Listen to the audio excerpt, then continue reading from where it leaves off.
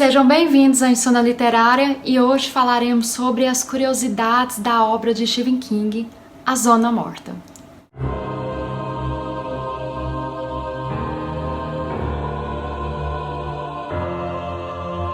A Zona Morta ela tem como título original The Dead Zone.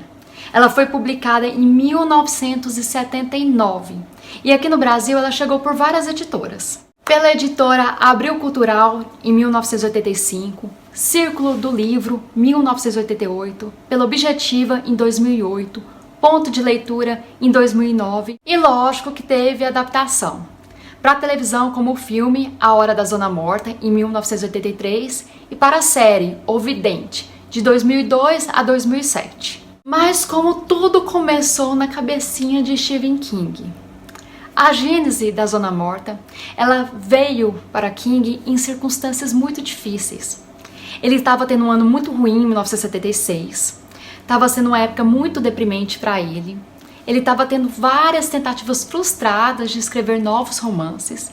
Então King seguiu com um corte de teste ao escrever A Zona Morta, que a princípio seria uma história de um assassino de crianças que estava ocorrendo em uma pequena cidade. Só fazendo uma pequena síntese. Em Zona Morta temos um professor pacato, o John Smith, e ele sofre um acidente e acaba tendo poderes premonitórios. E no fim ele acaba percebendo, em razão desse poder ou dessa maldição, que um político é muito perigoso e ele tem que dar um jeito de impedir de que ele ganhe as eleições.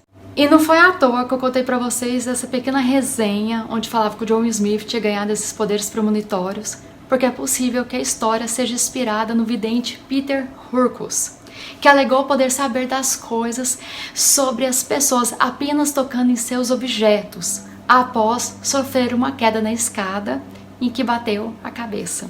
Ele nasceu em maio de 2011, na Irlanda, e não está totalmente claro como é que ele acabou no campo de concentração. Sim, gente, ele estava na época da guerra lá sofrendo.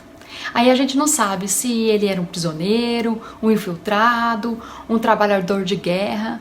Só sabemos que enquanto ele pintava uma das paredes do local, o andaime falhou e Hurkos caiu de uma altura de vários metros. O acidente deixou ele em coma por apenas 3 dias, não há tantos de anos, mas quando ele acordou, segundo ele percebeu de imediato que havia adquirido novas habilidades. Por quê? Dizem que no mesmo dia que ele acordou, ele começou a olhar para os lados e à medida que ele ia sendo examinado pelos médicos, ele voltou para a maca e a primeira coisa que ele perguntou foi para o colega de quarto: por que você roubou o relógio de ouro do seu pai? O homem, com espanto, olhou para ele, começou a gaguejar, murmurou, deu uma desculpa e imediatamente pediu para ser mudado de quarto, porque considerava Hurkos um homem perigoso. Dizem também que ele acabou ajudando a resistência holandesa. Isso porque uma de suas primeiras histórias inclui que ele estava olhando uma foto e determinou com exatidão vamos falar assim, um traidor, um infiltrado. Ele falou que estava enxergando aquela pessoa com terno não, gente, com o uniforme dos nazistas. Acontece também que alguns meses após a guerra, uma garotinha estava desaparecida e no dia que estava passando a imagem dela no canal holandês, ele veio na mente dele na hora, uma menina no fundo de um rio ou de um lago, preso nas plantas. E ele contou na hora para a polícia e infelizmente eles encontraram o corpo da menininha em um local exato como ele havia previsto. Ele foi ganhando fama com a época, mas é apenas em 1951 ele realmente começou a ser visto como o médium. Isso porque estava acontecendo vários incêndios e os policiais sabiam que eram criminosos, mas não sabiam por onde começar. E ele foi junto com a polícia vistoriar vários colégios e apontou para uma criança, aliás, um adolescente, e falou: é aquele ali. Só que os policiais falaram assim: não pode ser aquele ali não, porque é um garoto, filho de um pai muito rico. Ele falou: pode olhar lá no bolso dele que você vai encontrar as provas. Se vocês precisam de provas, tá tranquilo. Olhou no bolso do garoto e tinha isqueiro, só porque o menino não fumava. Então por que tinha esse isqueiro no bolso do garoto? E o bolso do garoto? Não, o bolso do garoto não. E o garoto, ele continuou falando, não, sou inocente. E o Hurkos falou o seguinte: verifica na perna do garoto um machucado. Ele se cortou quando estava pulando a cerca. Na hora que o menino viu aquilo, ele já confessou. Extremamente famoso, ele acabou parando nos Estados Unidos em 1958 e começou a realizar várias análises psicológicas para determinar se realmente ele tinha essa intuição, essa suposta habilidade.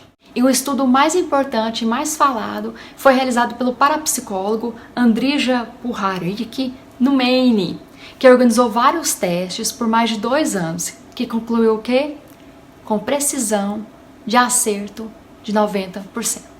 Então, com isso, ele se tornou uma celebridade, várias pessoas acreditavam nele, apareceu diversas vezes na televisão, porém, muitas pessoas não acreditavam nele. Isso porque as pessoas que o contestavam falavam que ele fazia a chamada leitura fria para adivinhar as reações dos seus interlocutores. Como, por exemplo, estou vendo um hospital. Super simples, qualquer um da família ou até mesmo aquela pessoa parou no hospital, com certeza. Cirurgia, uma pessoa próxima, é muito grande a possibilidade dela ter feito uma cirurgia. E à medida que as pessoas iam respondendo, ele meio que ia chutando. E as pessoas então não acreditavam nele. Inclusive, eles falaram que quando ele participou da investigação dos assassinatos do Charles Manson, ele falou coisas muito genéricas e que não poderia ser levado a sério. O pior é que quando ele falou que Adolf Hitler estava vivo sim na Argentina, aí, a credibilidade dele foi caindo cada vez mais. Mas, voltando às curiosidades da Zona Morta, temos em um episódio dos Simpsons, o episódio A Casa dos Horrores XV15, há um segmento chamado The Ned Zone, onde Ned Flanders ele tem um tumor cerebral cirurgicamente removido e passa a ver a morte das pessoas que toca, e que acaba sempre acontecendo. Em Aqua Teen, o Esquadrão Força Total, no episódio The Meat Zone, o personagem Almôndega passa a ver o futuro. E à medida que a gente vai lendo o livro, a gente encontra conexões com outras obras, para variar, do Stephen King.